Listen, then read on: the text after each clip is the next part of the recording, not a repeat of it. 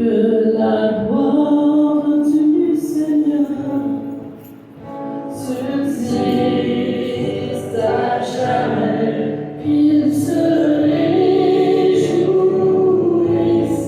de ses œuvres. Je chanterai le Seigneur tant que j'existerai. Je célébrerai son nom tant que je vivrai. Que la gloire du Seigneur subsiste à jamais, qu'il se réjouisse de ses œuvres. Je chanterai le Seigneur tant que j'existerai. Je célébrerai son nom tant que je vivrai. Je chanterai le Seigneur tant que j'existerai. Je célébrerai son nom tant que je vivrai. Je chanterai le Seigneur tant que j'existerai. Je célébrerai son nom tant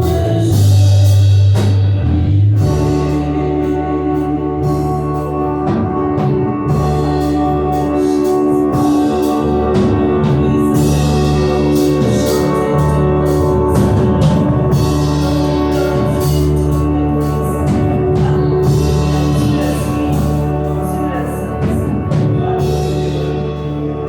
Je chanterai le Seigneur tant que j'existerai. Je célébrerai son nom tant que je vivrai.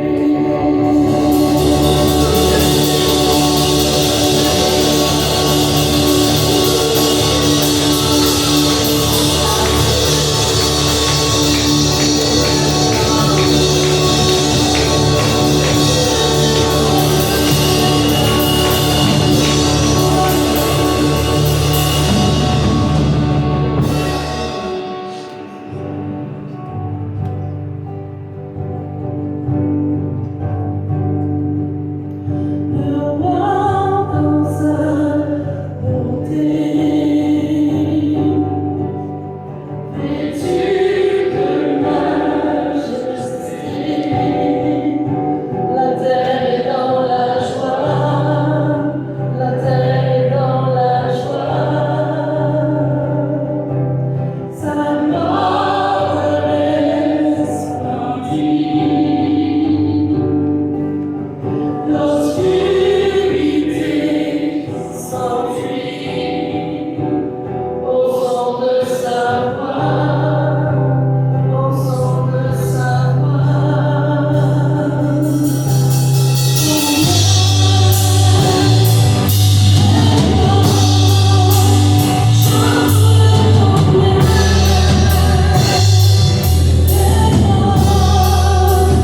Tous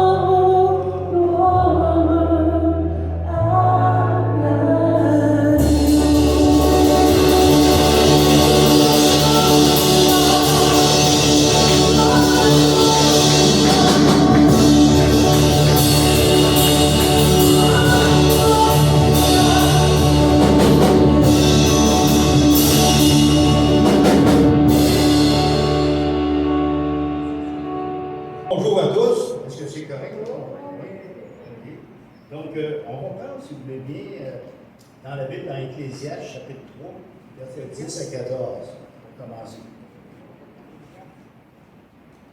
Seigneur, on te remet la réunion de Clément, encore une fois ce matin, le message entre les mains, entre tes mains. Jésus, que tu puisses me donner des paroles aussi, que je puisse bien articuler, que ta parole soit claire et nette, Seigneur, qu'on puisse profiter pleinement de ton message ce matin, qu'on puisse profiter, Seigneur Dieu, présentement, Seigneur, de ta puissance, de ta force, Seigneur. Amen. Donc, dans la Bible, naturellement, dans la Bible, Ecclésiaste, chapitre 3, à partir du verset 10.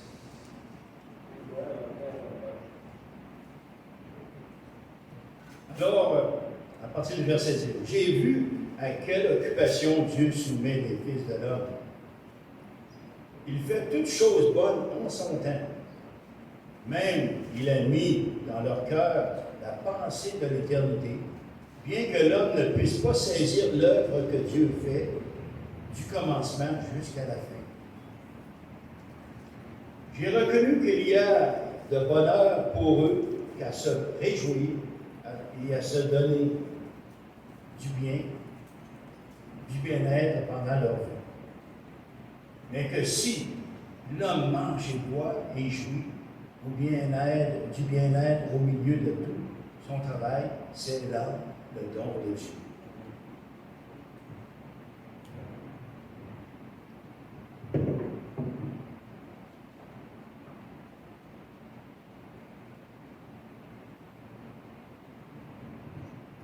Frères et sœurs, je lisais ces versets il y a quelques semaines et j'ai dit, Dieu a mis la pensée de l'homme, la pensée de l'éternité dans l'homme. La pensée de l'éternité dans l'homme. Mais l'homme, c'est comme s'il ne s'en rendait pas compte. C'est comme si ça ne l'excitait pas. Et vous savez que notre existence sur la terre est vraiment une petite parenthèse entre ce qui nous attend pour l'éternité. Cela, comme tous, ici, on a été appelés à devenir éternels, vous savez, pour l'éternité. Mais, comme l'Ecclésiaste dit, comme il a écrit, malheureusement, l'homme ne sait pas le plan de Dieu du commencement à la fin. Pourquoi? Peut-être qu'il désire, qu'il ne désire pas. Peut-être qu'il est satisfait de ce qui se passe sur la terre, il est content de ça. Peut-être que c'est un manque de foi, un manque de connaissance. Je ne sais pas. Mais ce matin, mon but, frères et sœurs, mon but premier est que votre foi, puis pour moi aussi, je parle aussi pour moi ici, ce matin, mon but premier est que votre foi soit fortifiée sur le salut de l'éternité. Donc le thème de ce matin, c'est la pensée de l'éternité. La pensée de l'éternité que Dieu a mis en chacun de nous. De vous faire comprendre que sur la terre, on ne vit qu'un petit stage, une préparation, un entraînement pour l'éternité. C'est très cool. C'est très cool par rapport à l'éternité. Donc, mon but ce matin, quand je vous ai demandé êtes-vous excité, c'est de vous exciter davantage sur justement la pensée de l'éternité. Je vois des gens qui sont excités parce que leur équipe de sport a gagné, ou bien s'ils ont gagné à la loterie, ils vont sauter haut de même. Ils vont sauter quasiment d'une façon surnaturelle. Donc, mais je ne vois pas trop d'excitation sur la pensée de l'éternité.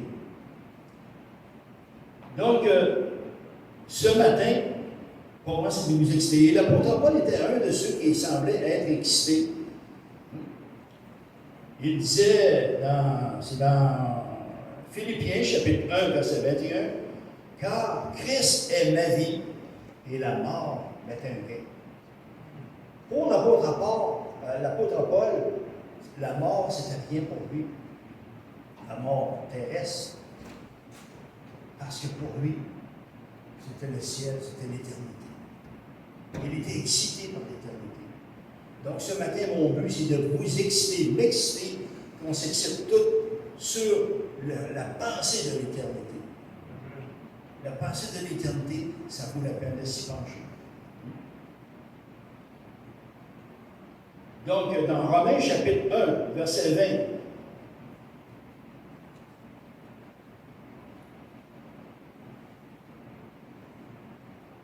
donc, Romains chapitre 1, verset 20. En effet, les perfections invisibles de Dieu, sa puissance éternelle et sa divinité se voient comme à l'œil depuis la création du monde quand on les considère dans cet ouvrage. Donc, ce qui veut dire ici, ce que Dieu est en train de nous dire, c'est que sa présence, sa puissance, l'éternité de Dieu se voit comme à l'œil nu dans la création. Mais on ne semble pas tellement excité de ça. Et justement, ce matin, j'ai fouillé davantage dans la création de Dieu pour trouver quelque chose d'encore plus d'excitant pour chacun de nous. Plus d'excitant. Mais malgré tout, si. Alors, mon but ce matin, c'est de faire monter cette adrénaline en vous. Donc, on va faire un survol, si vous voulez bien, de quelques animaux qui ont des pouvoirs surnaturels, qui seraient considérés comme très surnaturels pour l'homme, qui sont sur la terre. J'ai monté un USB pour vous aussi. Voyez, regardez le bel animal. Hein? Joli, hein? Mais, fiez-vous pas là-dessus. Le tardigrade. Il a une taille minuscule, le tardigrade. Il mesure 1 mm. J'aurais aimé mettre les écritures, mais c'est parce que vous n'aurez pas vu la bête à sa grandeur comme ça. Il peut résister, on dit, à des variations de température extrême, passant de 272 degrés Celsius à 150 degrés Celsius. C'est vous qui que ça représente, ça, 272 degrés Celsius? C'est 521 degrés Fahrenheit.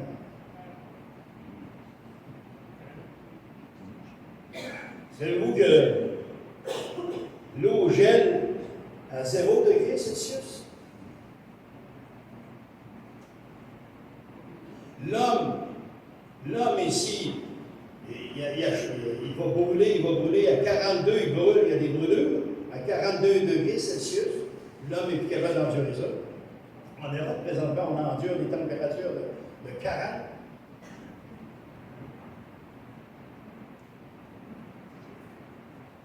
Et à 32,2, ici, l'homme ici va geler l'hypothermie. Et à 0 degré, l'eau glace, moins 0. Donc, c'est un phénomène. Si un homme avait ce pouvoir-là, on dirait de cet homme-là qu'il a des pouvoirs surnaturels. N'est-ce pas? Maintenant, ici, il a la capacité de rester sans eau, sans nourriture, cet animal-là, une très longue période. L'homme, maximum, c'est 30 jours sans manger, il meurt. 3 jours sans boire, il meurt. 3 minutes sans respirer, il meurt. Puis, cet animal-là peut passer 30 ans sans manger, sans boire. Il peut régénérer son ADN. Ça, voilà ce qui explique beaucoup l'intérêt des scientifiques. Les scientifiques font beaucoup de recherches sur cette petite bête-là. Il n'y a pas seulement qu'elle. Ça, c'est une. Il y a la tortue de Galapagos. La tortue de Galapagos. Cette tortue-là, c'est la tortue qui vit le plus longtemps. Entre 150 et 200 ans. Elle a un poids de 220 grammes et une taille de 1,2 mètres. Elle peut réparer elle-même son ADN. Donc, on fait des recherches sur ces animaux-là pour l'appliquer à l'homme, prendre un prélèvement quelque part, sur ces animaux-là, pour l'appliquer sur l'homme. On va aller à la méduse immortelle, qu'on appelle la méduse immortelle. Elle est adepte des eaux chaudes. Elle promène son petit centimètre de diamètre un peu partout dans le monde, où elle se nourrit d'œufs, de poissons et de plancton. Elle a une cousine, la turritopsie. La turritopsie. Qui, donnez pas ces noms-là à vos enfants, hein? Elle mesure moins de 5 mm. Cette méduse est capable de rajeunir. Hey, Marie, où ça? Elle est capable de rajeunir? Aussitôt qu'elle est blessée, aussitôt qu'elle est rendue à un certain âge, à part en descendant, elle rajeunit. C'est spécial. En cas d'agression, en cas de maladie ou en cas de vieillesse, elle revient à son stade normal. C'est une création de Dieu. Une créature de Dieu, là. On dit qu'elle ne meurt pas parce qu'elle n'a pas de vieillesse. C'est pour ça qu'on dit qu'elle ne meurt pas. La méduse. Il y en a un autre ici. Le requin du Groenland. Il est le seul requin capable de vivre dans les eaux polaires de l'Atlantique Nord. Il grandit de 1 cm par année. Cette croissance régulière permet de déterminer son âge. En moyenne, il vit 400 ans. Ils en ont trouvé un qui avait 512 ans. C'est sur la terre, ça, mes amis, là. C'est sur la terre, c'est une créature de Dieu, là.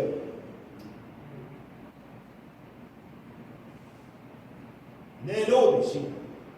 On va aller au homard bleu. On aime ça en manger du homard. Aimez-vous ça, le homard? Oui. Marie-Claire, elle aime bien ça, qu'est-ce que c'est? Le homard bleu, qu'on appelle.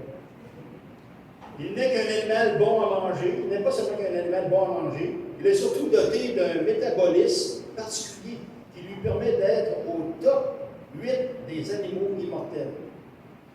C'est, semble-t-il, la sécrétion d'une enzyme qui lui permettrait de réduire considérablement la vitesse de son vieillissement.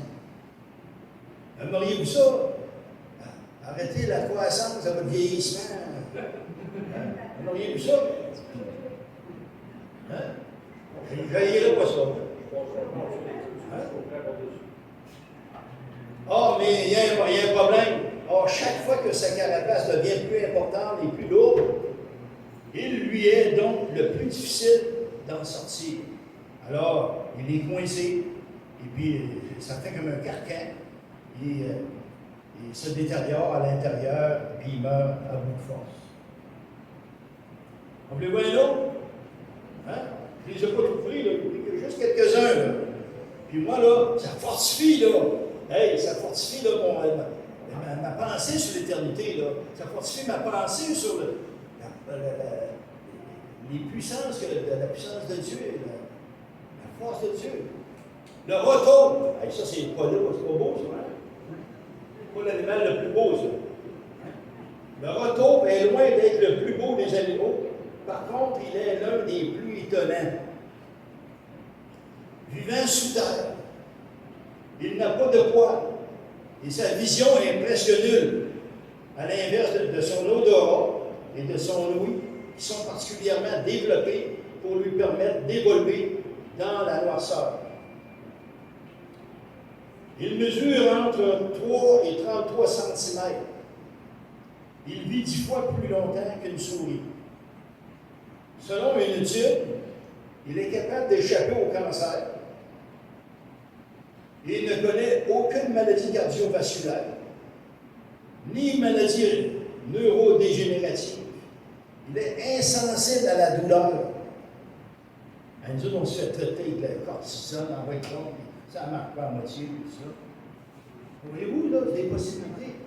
C'est pourquoi les scientifiques étudient beaucoup cette petite bête-là qui est dédaigneuse, hein, qui amène le dédain. Mais les scientifiques mettent beaucoup d'espoir sur cette petite bête-là.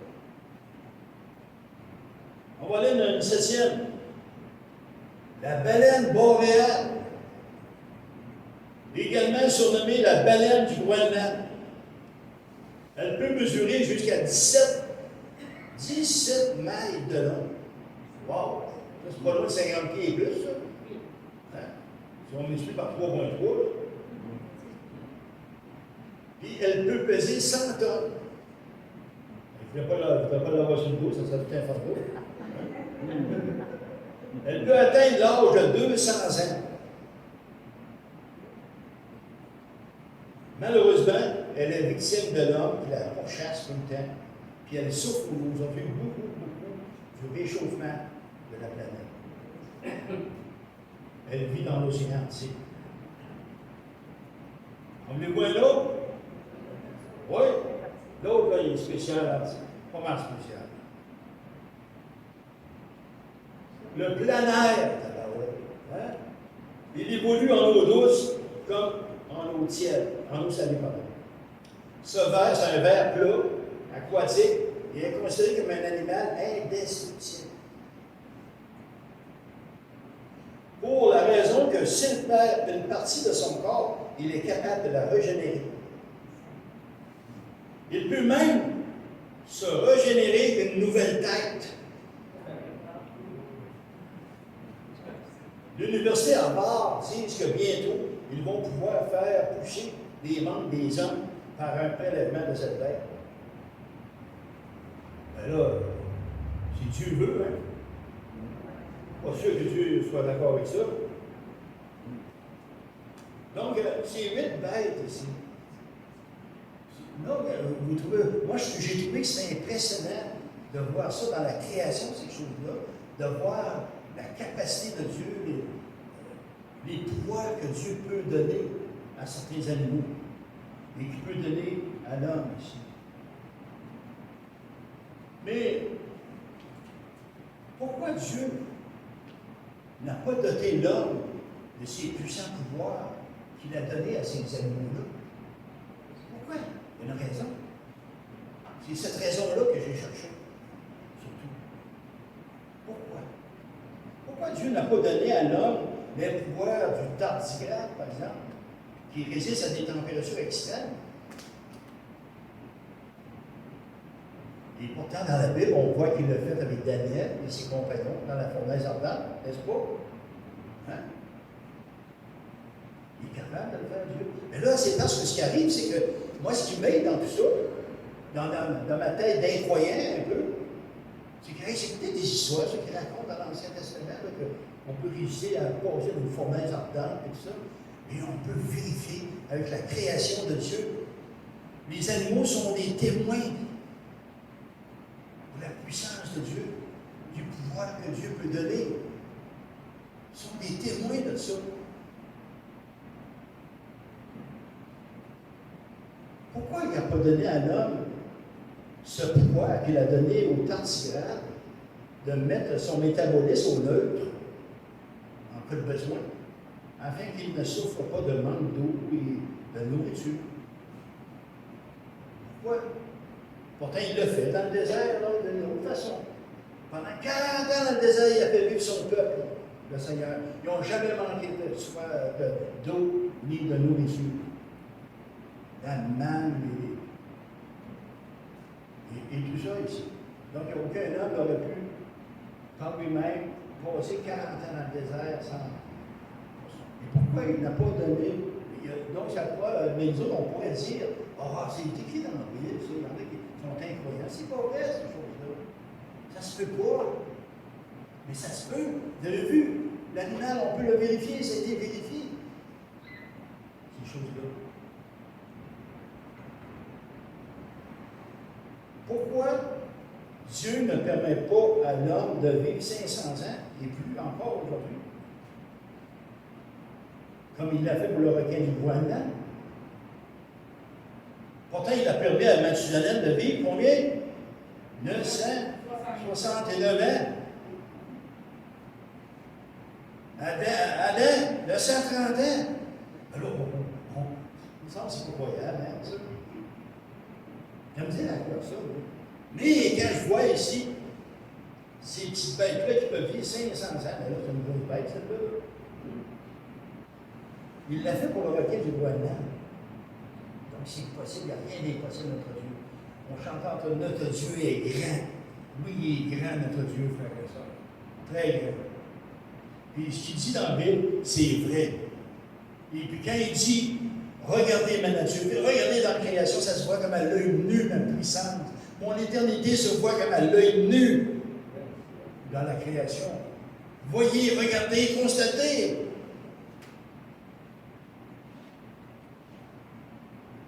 Pourquoi ne permet-il pas à l'homme de vivre 500 ans?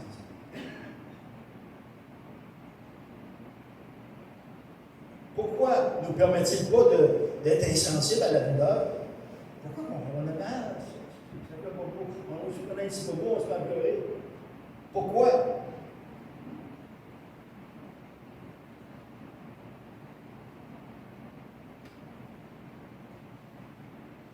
Pourquoi ne nous permet-il pas de lutter contre le cancer, de ne pas avoir de cancer comme certaines bêtes, comme lequel tantôt je parlais, c'est le raton. Pourquoi ne nous permettrait-il pas de vivre comme le raton, sans douleur, sans cancer? Je ne pensais pas que ma fille qui a eu le cancer, la femme du pasteur, qui a eu le cancer, tout le monde qui a eu le cancer, il aimerait donc ça, être capable de lutter, de résister contre le cancer, contre les crises de cœur, tout ça. Et le raton, il a réglé ça. Les scientifiques font beaucoup d'études sur le raton. Toutes les petites bêtes dédaigneuses, on ne toucherait même pas à ça. Mais, hey, ils ont un pouvoir incroyable. Un pouvoir qu'on pourrait dire surnaturel. Ça vient de Dieu. Frères et sœurs, savez-vous quoi? Dans le paradis céleste, il y a encore plus que ça. Dans le paradis terrestre, l'homme avait encore plus que tout ça. Il n'avait pas besoin que les membres repoussent. Dieu n'aurait jamais permis qu'il perde un membre, premièrement. Il n'aurait jamais manqué de nourriture. Il n'aurait jamais manqué d'eau. Il n'aurait manqué de rien. Puis, il y avait la vie éternelle. Il y avait la vie éternelle dans le paradis terrestre. Quand je vois toutes ces choses-là, je vois que c'est vrai tout ça. C'est vrai. Ça vient fortifier ma croyance, ça vient fortifier tout. Je vois la puissance de Dieu. Ça prend un Dieu tout-puissant pour arriver à mettre cette puissance-là, cette force-là dans chaque animal. Mais pourquoi il ne l'a pas fait il ne le fait pas pour l'homme aujourd'hui? Il aurait fallu pour ceux qui avaient et Ève obéissent à leur Créateur. Dans Genèse, chapitre 2, verset 17, nous lisons, c'est Dieu qui le recommande. Tu ne mangeras pas du fruit de l'arbre de la connaissance du bien et du mal, car le jour où tu en mangeras, tu mourras. Tu mourras. Donc, si ils avaient été créés pour vivre éternellement dans le paradis terrestre, là, parce qu'ils ont désobéi à Dieu, Dieu, aujourd'hui, il leur a enlevé tous les pouvoirs qu'il leur avait donnés à cause de ça. Donc, si on regarde ça, si Dieu donnait à l'homme déchu aujourd'hui sur la terre, ces pouvoirs qu'il a donnés à certains animaux, qu'est-ce qui arriverait? Ça serait la même chose que le paradis terrestre. Parce qu'il a donné l'intelligence à l'homme, qui l'amène à être méchant. Il serait devenu encore plus méchant. s'il y avait eu tous ces pouvoirs-là que Dieu a laissés à certains animaux, l'homme aurait été, ça serait servi de ça pour être méchant sur la terre. C'est pour ça qu'il ne l'a pas donné, c'est pour ça qu'il l'a enlevé à l'homme. Il serait devenu dangereux aussi. Il aurait pensé qu'à faire de mal à cause de cette intelligence-là que Dieu a bien voulu lui laisser. Il se prendrait comme dans le paradis terrestre pour Dieu, même, pour le moment donné. Imaginez. Je pensais à tout ça cette semaine. C'est une lumière, ça, qu'est-ce qui m'arrive, là? Je regardais la nature, mais vous regardez le cosmos, l'univers, c'est vous qui a été créé par Dieu. Oui, Dieu, t'es vivant. Mais Dieu, il dit, dans l'univers, dans ma création, tu vas voir ma puissance, tu vas voir mon éternité, tu vas voir que je suis éternel et un Dieu tout-puissant. Ben, fouillez dans la création, frère et sœur, vous allez voir, vous allez de plus en plus grandir. Les animaux ici qui ont reçu ces pouvoirs-là, ici, avez-vous remarqué ici? Ils ne peuvent pas s'en servir de ces pouvoirs-là pour faire le mal. Hein? Le tartinaire ne peut pas rien faire le mal avec ses pouvoirs. Le verbe là, il n'a pas été capable de se servir de ça pour faire le mal, mais l'homme aurait été capable, à cause de son intelligence.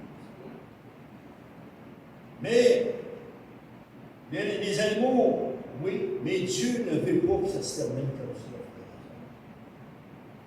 Notre existence sur la terre n'est qu'un petit passage par rapport à l'éternité.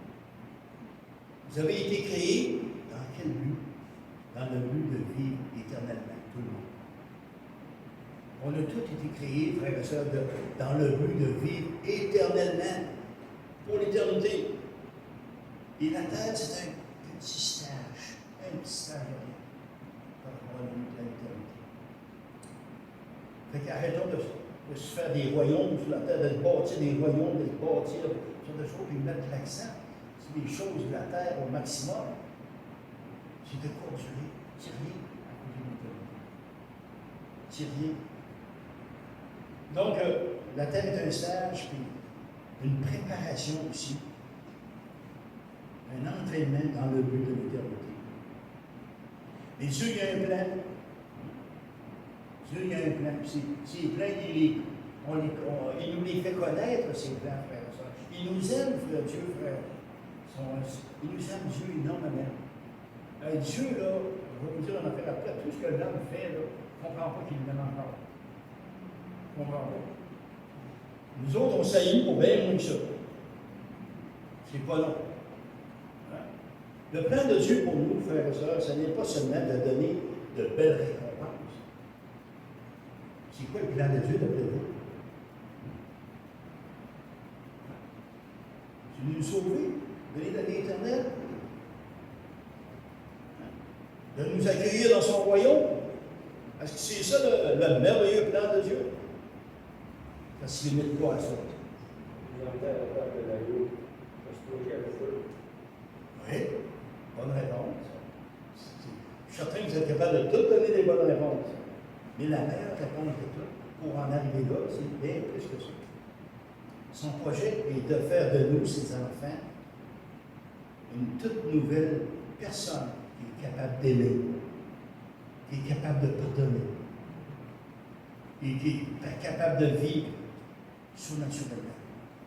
Et là, on est incapable de vivre éternellement, surnaturellement, avec le bagage qu'on a. On saillit, on se déteste, on s'entre-déchire. C'est l'homme en général. C'est vrai, ça ne se passe pas ici à Berthier, c'est tout dans l'Ouest, ça, là. Mais il faut y penser quand même, je pense. Hein? Un petit peu moins. Donc, une vie surnaturelle, épanouie, dans le but d'une vie éternelle. C'est tout un projet, n'est-ce pas? C'est tout un projet. C'est pourquoi aussi que cela demande une très grande préparation. Dieu ne veut pas que ce qui s'est produit dans le paradis céleste se reproduise encore. Il ne veut pas que l'homme retombe de nouveau sous le discours ensorcelant de Satan. Il veut qu'on soit prêt à répondre, à résister à Satan à tout moment. Satan nous invite à parler contre une personne. Il faut lui résister. Même si la personne n'est vraiment pas d'accord avec nous, même si c'est un bandit, même si c'est un voleur, c'est une créature de Dieu. Toute créature de Dieu a besoin de Dieu, puis a besoin qu'on lui témoigne, qu'on lui pardonne. C'est sûr, il faut prendre des précautions des fois, mais il faut considérer chaque personne qui se présente à nous comme une créature qui a été créée par Dieu. On doit l'aimer.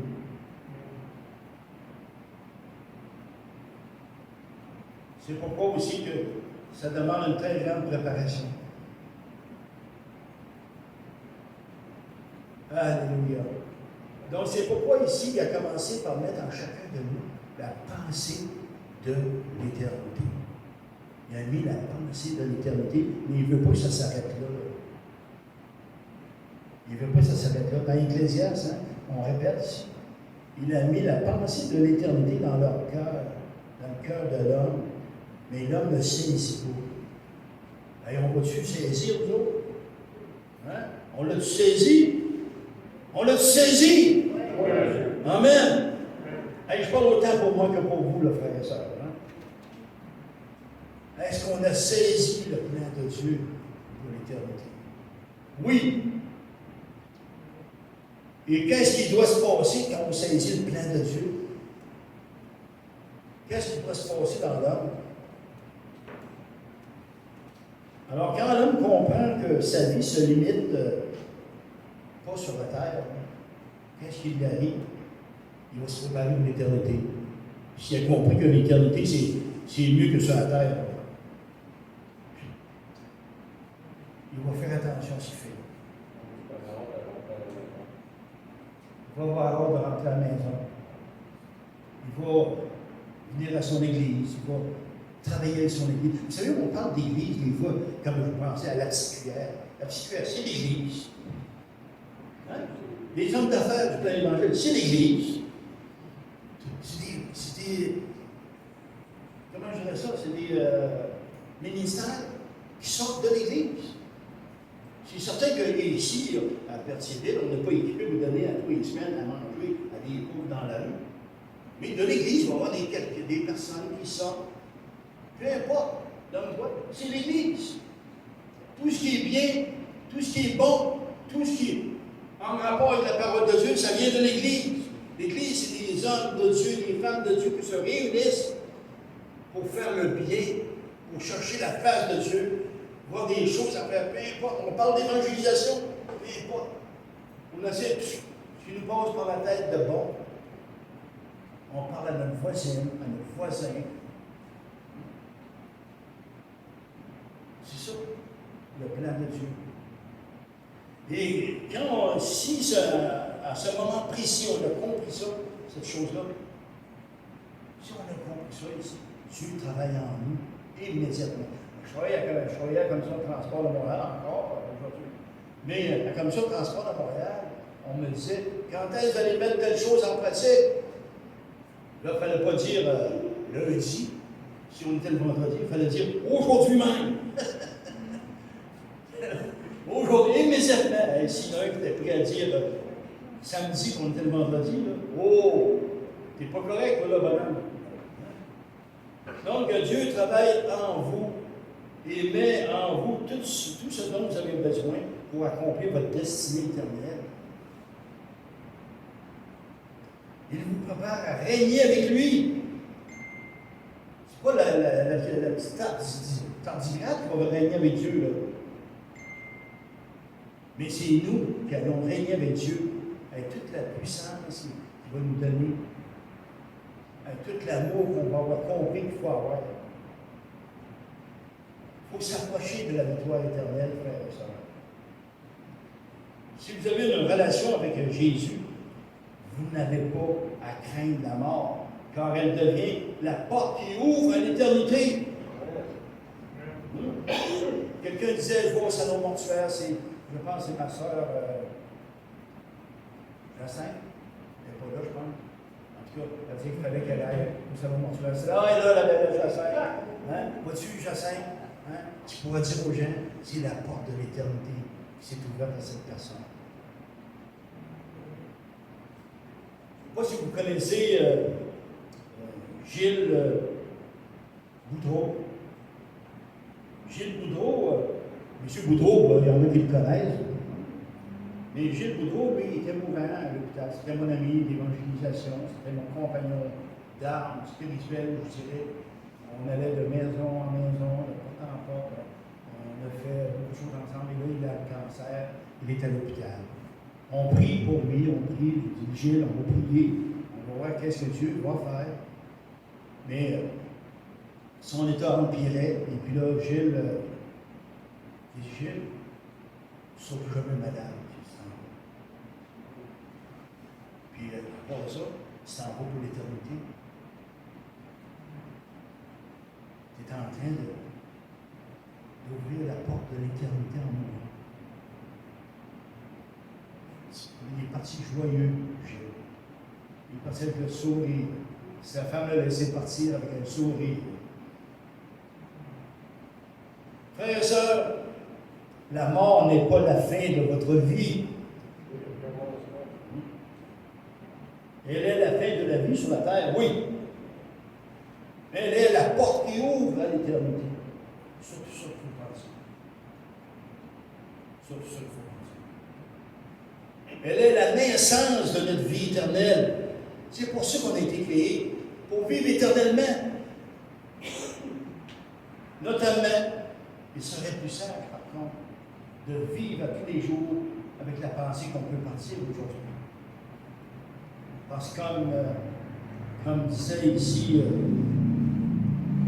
comme disait Salomon, le seul temps qui nous appartient, c'est le temps présent. Demain, on ne sait pas ce qui va se passer. La plupart des gens pensent à l'éternité. Vous remarquez une chose, c'est au Salomon soir. Dans les enterrements, là, ça parle de la mort. On dirait que c'est un sujet tabou, il ne faut pas parler de ça. Au contraire, c'est un beau sujet. C'est un beau sujet. Et les hommes voient ça comme un sujet dangereux, un sujet tabou. Il ne faut pas parler de ça. La vie ici-bas sur la terre nous offre plusieurs choix, frères et sœurs. Mais la vie éternelle nous offre deux choix. Ça vous dit que l'enfer et le ciel. À nous de faire le choix. À nous de faire le choix. Donc, il faut ouvrir notre cœur et notre esprit, permettre à Dieu de nous préparer pour l'éternité. Parce que tout seul, on n'y parvient pas. Mais on est bien parti. Une bonne nouvelle pour vous autres, on est bien parti. Vous êtes à la bonne place. Vous êtes à la petite cuillère, vous êtes à la bonne place. Vous êtes aux hommes d'affaires de plein évangile, vous êtes à la bonne place. Vous êtes à la bonne place, chez vous. Quand vous parlez à votre voisin, du Seigneur, vous êtes à la bonne place. C'est une fois, c'est l'Église. L'Église en action. Mais l'Église en action, le ministère, c'est pas de tout faire à la même place. D'aller à manger aux gens, convertir les gens, faire tout pour les gens, à la même place.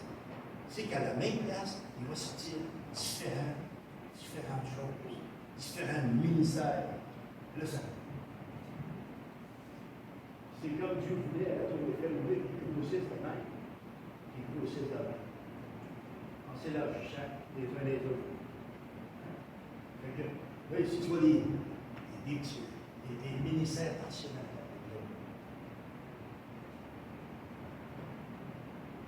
C'est ça la puissance.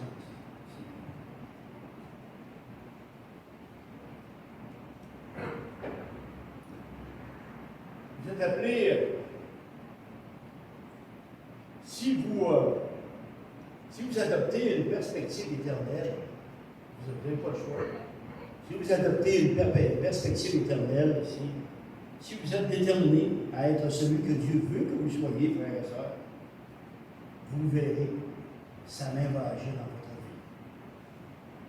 Et vous vivez en vainqueur dès maintenant, pour l'éternité, dès maintenant. Voilà. On va conclure avec ça ce matin. Je ne voulais pas faire ça long ce matin pour que vous puissiez plus retenir, retenir. On est porté à faire ça long, hein? On s'excuse des fois ici. La Bible nous montre que la vie sur terre est quoi? Voyez-vous la nécessité de se préparer pour l'éternité? C'est ce que l'enseignement nous a montré ce matin. Ne gaspillez pas, frères et sœurs, votre temps à vous entre-déchirer, à vous mordre. Entre vous, bénissez-vous. C'est à ça que vous êtes appelés. La Bible dit dans Galates, chapitre 5, verset 15, mais si vous vous mordez et vous vous dévorez les uns les autres, prenez garde que vous ne soyez détruits les uns par les autres. Dans 1 Pierre, le dernier verset, 1 Pierre, chapitre 3, verset 8 et 9 ici, enfin, soyez animés des mêmes pensées et des mêmes sentiments, pleins d'amour fraternel, de compassion, d'humilité. Ne rendez point mal pour mal, ou injure pour injure. Bénissez au contraire, car c'est à cela que vous avez été appelés, afin d'hériter la bénédiction. Donc, qu'est-ce qu'on retient? C'est que la vie ne se termine pas au cimetière. La vie, elle ne se termine pas dans un incinérateur. Votre âme continue à vivre. Alléluia! Hein? Votre âme continue à vivre. À vous de choisir, frères et sœurs, quelle sorte de vie vous allez vivre. Le choix dépend de vous. Gaspillez pas votre vie. Ne vivez pas pour ce monde, trop pour le monde. On vit présentement, ne vivez pas trop pour la terre. Il faut bien vivre, c'est beau, Dieu. Je remercie Dieu d'avoir une belle maison, d'être la chaleur, tout est bien. Avoir une belle maison pour ça, comme je suis content, je bénis. Mais mettez pas l'accent à 99,9% là-dessus. Mettez l'accent à 99,9% plutôt sur l'éternité. C'est ça qui est important. C'est ça qui est important aussi. Je demanderais aux musiciens d'avancer en avant. Puis j'aimerais ça qu'on chante Dieu puissant. Hein? Es-tu puissant, notre Dieu? Oui. Et baissons nos têtes.